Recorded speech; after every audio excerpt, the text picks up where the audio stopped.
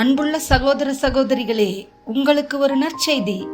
நாம் வரவிருக்கும் 2025 ஆண்டு ஜனவரி 1 365 நாட்களுக்கும் 365 தலைப்புகளின் கீழ் வேத வசனங்களை வாசித்து பகிர இருக்கிறோம்.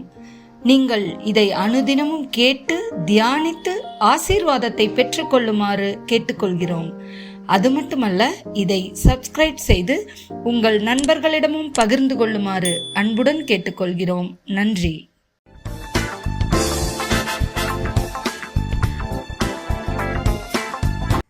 இன்று நாள் 223.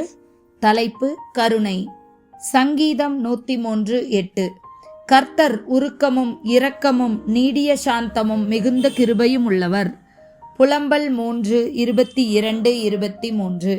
நாம் நிர்மூலமாகாதிருக்கிறது கர்த்தருடைய கிருபையே, அவருடைய இரக்கங்களுக்கு முடிவில்லை. அவைகள் காலைதோறும் புதியவைகள், உமது உண்மை பெரியதாய் இருக்கிறது. 1 பேதுரு 1:3. நம்முடைய கர்த்தராகிய இயேசு கிறிஸ்துவின் பிதாவாகிய தேவனுக்கு ஸ்தோத்திரம் உண்டாவதாக. மத்தேயு 5:7. இரக்கமுடையவர்கள் பாக்கியவான்கள், அவர்கள் இரக்கம் பெறுவார்கள். எபேசியர் 2:4-5. தேவனோ இரக்கத்தில் ஐஸ்வர்யமுள்ளவராய் நம்மில் அன்பு கூர்ந்த தம்முடைய மிகுந்த அன்பினாலே அக்கிரமங்களில் மரித்தவர்களாய் இருந்த நம்மை கிறிஸ்துவுடனே கூட உயிர்ப்பித்தார். கிருபையினாலே இரட்சிக்கப்பட்டீர்கள். யாக்கோபு 2:13. ஏனென்றால் இரக்கம் செய்யாதவனுக்கு இரக்கமில்லாத நியாயத்தீர்ப்பு கிடைக்கும். நியாயத்தீர்ப்புக்கு முன்பாக இரக்கம் மேன்மை பாராட்டும். மீகா 6:8.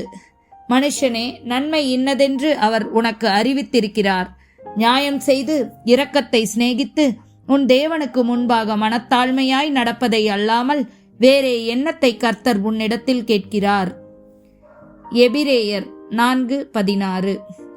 ஆதலால் நாம் இரக்கத்தை பெறவும் ஏற்ற சமயத்தில் சகாயம் செய்யும் கிருபையை அடையவும் தைரியமாய் கிருபாசன தண்டையில் சேரக்கடவோம். தீத்து 3:5. நாம் செய்த நீதியின் கிரியைகளின் நிமித்தம் அவர் நம்மை இரட்சியாமல் தமது இரக்கத்தின்படியே மறுஜென்ம முழுக்கினாலும் பரிசுத்த ஆவியினுடைய புதிதாக்குதலினாலும் நம்மை இரட்சித்தார். ஆமேன்.